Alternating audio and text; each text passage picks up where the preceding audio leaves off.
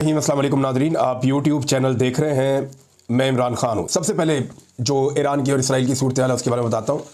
आज सुबह जब मैं आपसे ये वीडियो आप सुन रहे हैं तो आज जो सुबह थी, सुबह के वक्त ईरान ने इसराइल के ऊपर सबसे बड़ा अटैक किया है। कुछ दावे इसराइल की तरफ से सामने आ रहे हैं और इसराइल का ये कहना है कि जो ईरान की फ़िज़ाई हदूद है वो मुकम्मल तौर पर इसराइल के कंट्रोल में है। वो ऐसे कि उन्हें लगता है कि अब उनके तैयारे फ्रीली मूव कर सकते हैं पूरे ईरान के ऊपर। क्या ये बात ठीक है? लेकिन ये एक इसराइल का दावा है और उन्होंने ये कहा कि वो ईरान में जहाँ चाहते हैं अपने एयर जेट्स वो ले जाते हैं, फाइटर जेट्स। और ईरान की कोई एयरफोर्स तो है ही नहीं, सिर्फ उनके पास कोई एयर डिफेंस का सिस्टम है और वो भी ईरान के पास महदूद है। जो असल सलाहियत है ईरान की वो उनकी मिसाइल की ताकत है, जिससे वो लगातार अटैक कर सकते हैं।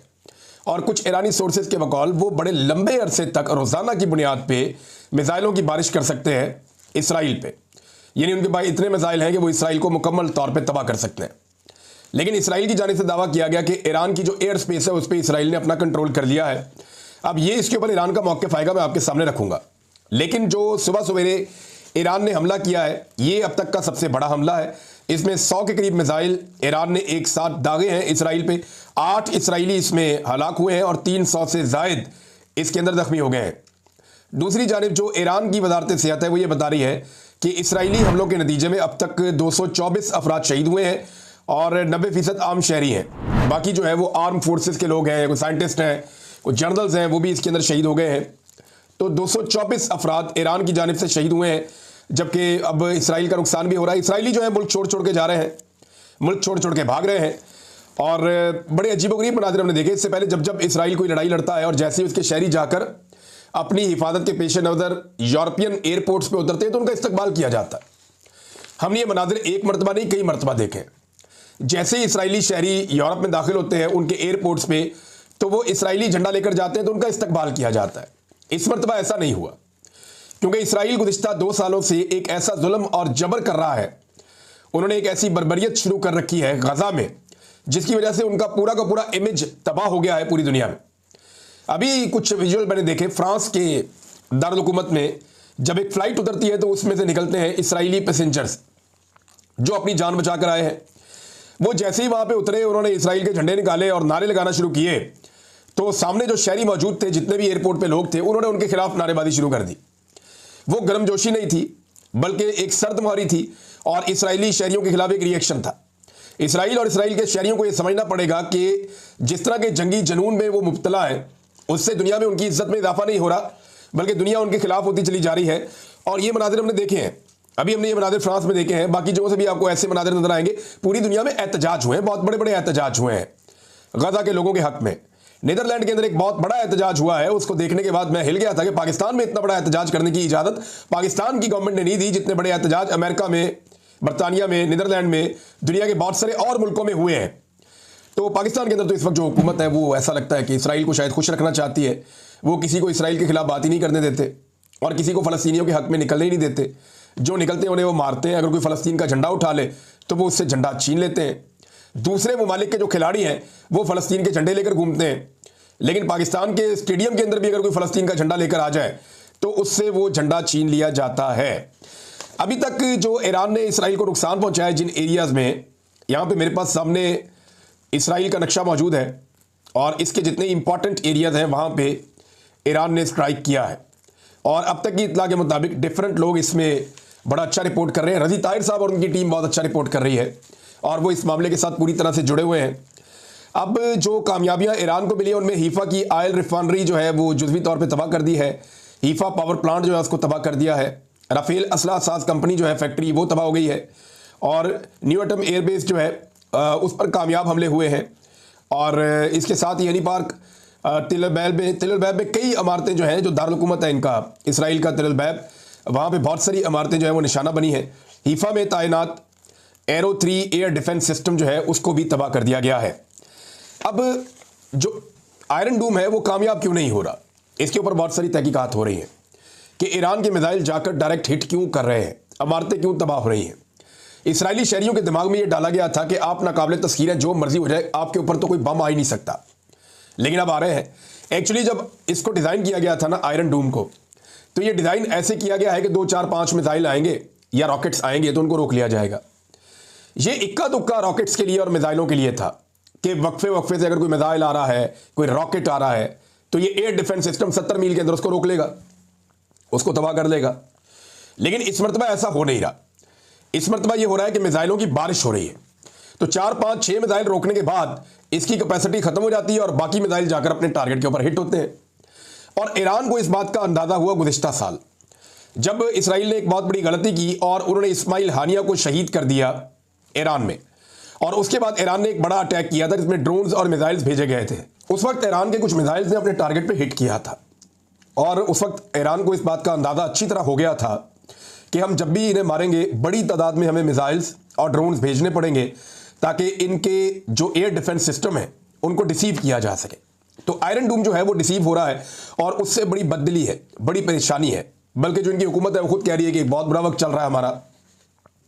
जो उनके आर्मी चीफ है इसराइल का, वो भी ये कह रहा है कि हमें नाकामी हुई है हमले रोकने में और बड़ी तेज़ी से हमले हो रहे हैं, इमारत तबाह हो रही हैं, बहुत सारी बिल्डिंग्स तबाह हो गई हैं, बहुत सारे मखसूस ख़ास जो मकामात हैं उनको निशाना बनाया ईरान ने। अब हमारे पाकिस्तान में कुछ ऐसे बड़े ज़बरदस्त किस्म के साइंटिस्ट वो ये बैठ के कहा करते थे कि आयरन डूम तो बड़ा ज़बरदस्त है, आयरन डूम तो मुसलमानों की भी हिफाजत कर रहा है, आयरन डूम तो मुसलमानों को भी बचा रहा है, सिर्फ इसराइल जो है वो यहूदियों को नहीं बचा रहा, इसराइलियों को नहीं बचा रहा। तो देखें उसमें कुछ सवालात हैं। एक तो ईरान जहाँ पे अटैक करता है वो वहाँ करता है जहाँ पे उसे इसराइली टारगेट मिलते हैं। वो मुसलमानों को अटैक नहीं कर रहा या उन इलाकों में अटैक नहीं कर रहा जहाँ पे मुसलमान रहते हैं। और दूसरी साफ बात यह है कि आयरन डूम जो काम करता है वो भी उन इलाकों में करता है जहाँ पे इसराइल की हसास तनसीबात हैं या जहाँ पे इसराइली बड़ी तादाद में रहते हैं या उनके इंपॉर्टेंट एरियाज़ हैं। आयरन डूम सिर्फ वहाँ पे काम कर रहा है। अगर कोई मिसाइल किसी ऐसे इलाके में जा रहा है जहाँ मुसलमान है या किसी ऐसे इलाके में जा रहा है जहाँ पे आबादी नहीं है, तो आयरन डूम उसे नहीं रोकता, वो उसको जाने देता है। तो जो लोग इसकी तारीफ़ें कर रहे थे वो ज़रा थोड़ा सा साइंस को पढ़ लें, उन्हें अंदाज़ा हो जाएगा। नाज़रीन, अब एक मज़ीद तस्वीर सामने आई है। ये ज़रा बंदा आप देखें, ये गुज़िश्ता दिनों एक इस्लामी मुजाहिद के तौर पे पेश किया गया। ये जुलानी साहब हैं जिनको लाया गया, बशार की हुकूमत ख़त्म की गई, वो भी एक बड़ी जालिम हुकूमत थी, उसको ख़त्म करके शाम में बशार की जगह पे, बशार अल असद की जगह पे सदर बनाया गया जुलानी साहब को। और ये जो आए हैं और छाए हैं, उसके बाद इन्हें वहाँ पे इक़्तिदार दिया गया, रातों रात ये वहाँ के सदर बन गए। अब इन्होंने ऐलान किया कि ये इसराइल की मदद करेंगे। इन्होंने ईरान के खिलाफ इसराइल को सपोर्ट करने का ओपनली ऐलान कर दिया है। अगर आप नक्शा देखें ना जरा मिडिल ईस्ट का, एक मरतबा फिर मैं आपके सामने रखता हूं, तो ये ईरान है और वो सामने इसराइल है। इनके बीच में 4 मुल्क हैं, एक इराक है, उर्दन है, सऊदी अरब है और शाम है। अब ज़्यादातर जो ईरान एयर स्पेस इस्तेमाल करता है वो इराक की करता है या उर्दन की करता है और कुछ वक्त शाम की भी एयर स्पेस उन्हें इस्तेमाल करनी पड़ती है और सऊदी अरब को वो अवॉइड करते हैं। लेकिन आप ये देखें इंटरेस्टिंग बात कि सऊदी अरब उनको सपोर्ट कर रहा है, इराक सपोर्ट कर रहा है और उर्दन जो है वो इसराइल के साथ खड़ा है और अब शाम भी इसराइल के साथ खड़ा हो गया है। और वो ये कह रहे हैं जी इसराइल को बचाने के लिए हम अपनी ज़मीन फ्राहम करेंगे और अपनी फ़िज़ा फ्राहम करेंगे और यहाँ पे निशाना बनाया जा सकता है, हम इसकी इजाज़त देते हैं इसराइल की जानिब से आने वाले हथियारों को। नाज़रीन, एक और जो असेसमेंट था इसराइल का वो भी ख़राब हो गया और वो ये था उनका कि जब भी कभी हम अटैक करेंगे ईरान के ऊपर तो ईरान रद्द-ए-अमल के तौर पर जो अमरीकी बेसिस है उन पर अटैक कर देगा इस रीजन में। लेकिन ईरान ने बड़ी समझदारी का मुजाहरा करते हुए बिल्कुल छेड़ा ही नहीं अमेरिका को और सारा जोर लगा दिया और सारे मिसाइल दाग दिए इसराइल की जानिब और इसराइल के ऊपर उन्होंने एक भरपूर किस्म का अटैक कर दिया। आज सुबह होने वाला अटैक एक बहुत बड़ा अटैक था और वहाँ हर तरफ सायरन ही बज रहे थे। अब इसराइली जो है वो मुल्क छोड़कर जा रहे हैं क्योंकि ईरान ने वार्निंग जारी कर दी है कि मकबूजा इलाकों को खाली किया जाए, ये इलाके आपके नहीं हैं और अब यहाँ पर जो होगा उसके बाद ये आपके रहने के काबिल रहेंगे भी नहीं। तो इसराइल के लिए ये एक डरावना ख्वाब बन गया। उन्हें लगता था कि अमेरिका इस लड़ाई में घिसट के आ जाएगा, लेकिन अब तक तो अमेरिका इस लड़ाई के अंदर नहीं आया। अमेरिका ने रब्ता किया रशिया से और वो रशिया को कह रहे हैं कि ईरान को इस लड़ाई से अब रोकें और जंगबंदी करवाएं। हो सकता है आने वाले चंद घंटों में या चंद दिनों के अंदर ये जंगबंदी हो जाए, जंगबंदी हो जानी चाहिए। लेकिन कम से कम इस जंग के नतीजे में इसराइल को पहली मरतबा इस बात का आइडिया हुआ कि उन्हें वापस मार भी पड़ सकती है। ईरान ने एक मरतबा फिर कहा है कि जी वो हर किस्म के ताउन के लिए पहले भी तैयार था और उन्होंने ये कहा कि वो आइंदा भी कर सकते हैं। लेकिन साथ ही साथ अब ईरान के अंदर ये सोच बड़ी तेज़ी से बढ़ती चली जा रही है कि हमें एटमी कुव्वत बनना चाहिए और हो सकता है कि वो अपने एक्ट ऑफ पार्लियामेंट के जरिए से आने वाले वक्त में अपने आप को मुआहदों से बाहर निकाल लें और उसके बाद वो एटमी कुव्वत बनने की तरफ पेशकदमी शुरू कर दें, क्योंकि इसराइल ने जो उनके साथ किया उसके बाद उनके पास कोई और चांस बचता नहीं है। नाज़रीन, पाकिस्तान इसमें क्या कर सकता है, ये एक बड़ा सवाल है। देखिए, पाकिस्तान प्रैक्टिकली कुछ ऐसा नहीं कर रहा। बहुत सारी ऐसी हवा में खबरें छोड़ी जा रही हैं कि एक गुमनाम जहाज वो जनाब जाता है और घुस जाता है इसराइल की फिजाओं में और वो तबाहियां फेर देता है, हर तरफ बम्बारमेंट करता है और फिर वो गुमनाम जहाज कहीं और चला जाता है। बहुत सारे लोग ऐसी चीज़ें रिपोर्ट कर रहे हैं। ये नहीं उनका ये दावा है कि जनाब वो कहाँ से आया, वो कहाँ गया। ये तो ऐसे कहानी है जैसी सबज चोगे वाले की कहानी थी। हमें सुनाई जाती थी कि जनाब सबज चोगे वाले आते थे, वो बम कैच कर लेते थे जो इंडिया वाले मारते थे। तो ये कहानियाँ होती हैं, लड़ाई में साइंस चलती है। जब कुफार ने शदीद हमला किया तो नबी अकरम सल्लल्लाहु अलैहि वसल्लम, आपसे प्यारा तो अल्लाह ताला को कोई नहीं था, वो भी जख्मी हो गए थे। मुसलमानों को जंगों में शिकस्तें हुई हैं और बड़े बरगजीदा सहाबी मौजूद थे जब मुसलमानों को बाद औक़ात शिकस्त का सामना करना पड़ा है। तो लड़ाई में आपको जो है वो अपने वसाइल इस्तेमाल करने पड़ते हैं, दिमाग इस्तेमाल करना पड़ता है और जुर्रत के साथ लड़ना पड़ता है। यहाँ पे साइंस के मुताबिक चीज़ें चलती हैं। अल्लाह की मदद आपके शामिल हाल तभी होती है जब आप अपनी मदद खुद कर रहे होते हैं और बेहतर अंदाज में समझदारी के साथ चल रहे होते हैं। तो कई लोगों ने कई कहानियां सुनाई है माजी में भी, अभी भी सुनाई जा रही है। ऐसा कुछ नहीं है, ये सिर्फ कहानी है कि गुमनाम तैयारे आते हैं, बम्बारमेंट करते हैं। भाई ये रेडार्स का दौर है, हवा में आने वाला हर जो एलिमेंट है वो रिकॉर्ड हो जाता है कि कहाँ से आया और कहाँ गया। 2 मिनट में पता चलना चाहिए था किस मुल्क से उड़ा, किस एयरबेस से उड़ा, कहाँ तक आया, क्या किया, कहाँ चला गया। तो ये सारे फुटप्रिंट्स मिल जाते हैं। तो ये कहानियाँ हैं, इन कहानियों में आपने बिल्कुल नहीं आना। लोग आपको जज्बाती करने की कोशिश करेंगे। देखिए, जंग में 2 तरफा नुकसान हो रहा है, ईरान का भी हो रहा है, इजराइल का भी हो रहा है। जो ईरान का नुकसान है वो बड़ा हो रहा है, लेकिन इसराइल का नुकसान पहली मर्तबा हो रहा है और एक मिथ टूट रही है कि कोई इसराइल को मार नहीं सकता। तो 57 इस्लामी मुल्कों में या 56 इस्लामी मुल्कों में जिसने जुर्रत की है वो एक ईरान है और उसने करके दिखाया वो जो कोई और नहीं कर पाया। और उसने इस वक्त इसराइल के अंदर मलबे का ढेर इकट्ठा कर दिया है। और ये मनाजिर जो हम गजा में देखते थे वो अब हम इसराइल के अंदर देख रहे हैं। अब पाकिस्तान जो है वो प्रैक्टिकली इस लड़ाई का हिस्सा नहीं है। पाकिस्तान इखलाकी नुक्ता नज़र से ईरान के साथ खड़ा है। पाकिस्तान किसी किस्म की मावनत फराम नहीं कर रहा, पाकिस्तान किसी किस्म के हथियार फराम नहीं कर रहा। ये मैं आपको कंफर्म कर रहा हूँ। मेरी सिक्योरिटी फोर्सेस के जो बड़े अहम सोर्सेज हैं उनसे बात हुई है और मैंने अंदर से खबर निकाली है। मैंने बड़ी कोशिश की है कि हम कुछ कर रहे हैं, तो मुझे पता चला कि पाकिस्तान कुछ भी नहीं कर रहा। किसी किस्म की जो सपोर्ट है फिजिकल, वो ईरान को पाकिस्तान नहीं दे रहा। ये सारी कहानियां हैं कि जनाब हम ऑपरेशन डिज़ाइन कर रहे हैं। ये वैसी कहानी है जैसे नवाज शरीफ ने इंडिया के खिलाफ ऑपरेशन डिज़ाइन कर दिया था, वैसे ही जनाब इसराइल के खिलाफ पाकिस्तान ने ऑपरेशन डिज़ाइन कर दिया ईरान का। नहीं, ऐसा कुछ नहीं है। ये सारी कहानियां हैं। वो अपनी लड़ाई खुद लड़ रहे हैं और वो अपनी लड़ाई अच्छी लड़ रहे हैं। पाकिस्तान की अच्छी बात यह कि पाकिस्तान ने उनको इखलाकी सपोर्ट दी है। हाँ, पाकिस्तान फिजिकल सपोर्ट इस बुनियाद पे दे सकता है कि इसराइल भी फिजिकल सपोर्ट देता है इंडिया को जब वो पाकिस्तान के साथ लड़ता है। पाकिस्तान और कुछ ना करे, ईरान से पेट्रोल लेना शुरू कर दे, तेल लेना शुरू कर दे सस्ता, अभी पता चल जाएगा सारी दुनिया को और उसमें ईरान का फ़ायदा भी हो जाएगा और दुनिया को मैसेज भी चला जाएगा। लेकिन पाकिस्तान ऐसा करेगा नहीं। पाकिस्तान अभी किसी किस्म के भी आलमी सतह के ऊपर पंगे के मूड में नहीं है और ना ऐसी पोजीशन में है। अब आज नाज़रीन पाकिस्तान के अंदर यहाँ बहुत सारी खबरें। एक तो नाज़रीन बड़ा अजीबोगरीब दावा कर दिया। एक तो ये पढ़े लिखे नहीं है हुकूमत के लोग और ऊपर से ये कोशिश भी नहीं करते। इमरान खान साहब ने कहा था, यानी मरियम नवाज की हुकूमत ने दावा कर दिया कि इमरान खान के दौर में पेट्रोल 400 रुपये लीटर था। हम रोटी को चोची कहते हैं। ये पाकिस्तानी सारे बेवकूफ़ हैं, पाकिस्तानी सारे भुलक्कड़ हैं, या ये सारे के सारे कोई शॉर्ट टाइम मेमोरी लॉस के मरीज़ हैं कि इन्हें पता ही नहीं चलेगा और आप कहेंगे 400 रुपये लीटर था, कल आप 500 रुपये लीटर भी कह देंगे। इमरान खान के दौर में पेट्रोल की कीमत 145 रुपये लीटर थी।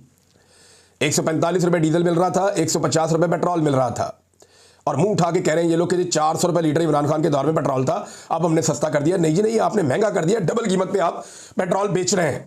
आलमी मंडी में जब महंगा था तो इमरान खान सस्ता दे रहा था, आज आलमी मंडी में सस्ता है तो आप लोग महंगा दे रहे हैं। यास्मीन राशिद साहबा ने एक स्टेटमेंट दिया अपनी कैद को लेकर और ये उनका बड़ा इंपॉर्टेंट स्टेटमेंट है। मैं पहले आपको ये बात बता भी चुका हूं कि एक्चुअली यास्मीन राशिद साहबा को जो अंदर रखा गया है वो नवाज शरीफ की ख्वाहिश में रखा गया है। यास्मीन राशिद साहबा कहती है कि नवाज शरीफ की ईमा पर मेरी जमानत नहीं होने दी जा रही क्योंकि नवाज शरीफ मुझसे खौफजदा है। वो जानते हैं कि अगर मैं रिहा हो गई तो हल्के में निकलूंगी और उसका फॉर्म 45 से मसक शुदा चेहरा बेनकाब करूंगी, यानी जो असल फॉर्म 45 वो लेकर आऊंगी और नवाज शरीफ का जो मसक शुदा चेहरा है वो मैं बेनकाब करूंगी हल्के में निकलकर। हल्के की आवाम निकलेगी और बताएगी कि वोट किसे दिया था। ये डॉक्टर यास्मीन राशिद साहबा ने जेल में गुफ्तगू की है जिसे शाकिर अवान साहब ने रिपोर्ट किया। और यही बात मैं बड़े अरसे से कह रहा हूं कि नवाज शरीफ नहीं चाहते कि उन्हें शर्मिंदगी का सामना करना पड़े क्योंकि डॉक्टर यास्मीन राशिद नवाज शरीफ के लिए और सनम जावेद नवाज शरीफ की बेटी मरियम नवाज के लिए एक डरावना ख्वाब बन चुके हैं। मैं फिलहाल तक की बात कर रहा हूं, अभी तो बाप बेटी बहुत डरते हैं। मैं इनका बजट पढ़ रहा था, ये ऐसे खुद पसंदी का शिकार है, ऐसे ज़हनी मरीज हैं कि वो एक ही सफ़ा मेरे सामने आया, मैं सर पकड़ के बैठ गया, मैंने कहा ये पागल है ये लोग, और फिर मुझे पता चला वाकई पागल है, ज़हनी मरीज है। पंजाब हुकूमत का बजट आप निकालें, वो जो एक सफ़ा मेरे सामने आया, मैं उसे देख रहा था, नवाज शरीफ मरियम नवाज, नवाज शरीफ मरियम नवाज, नवाज शरीफ मरियम नवाज, नवाज शरीफ इंस्टीट्यूट मरियम नवाज इंस्टीट्यूट, फलाना इदारा नवाज शरीफ, फलाना इदारा मरियम नवाज, फलाना इदारा वज़ीर आला, फलाना इदारा नवाज शरीफ। यानी हद हो गई। ऐसे लग रहा था कि मैं कोई पंजाब हुकूमत का बजट नहीं पढ़ रहा, बल्कि मुझे लग रहा था कि शायद मैं कोई शरीफ खानदान की डायरी पढ़ रहा हूँ या इस खानदान पे लिखी हुई किसी इनके टाउट की शायरी पढ़ रहा हूँ। अजीबोगरीब वैसे खानदान है, पागलपन की हद तक ये खुद पसंदी का और नरगिसियत का शिकार है। और देखें हमारी एस्टेब्लिशमेंट ने हम पर ये लोग मुसल्लत किए हैं, ज़हनी मरीज। और एक और ज़हनी मरीज की कहानी बताता हूँ आपको। मैं, पाकिस्तान का वज़ीर ख़जाना लगा हुआ है, इसके काम चेक करें आप ज़रा।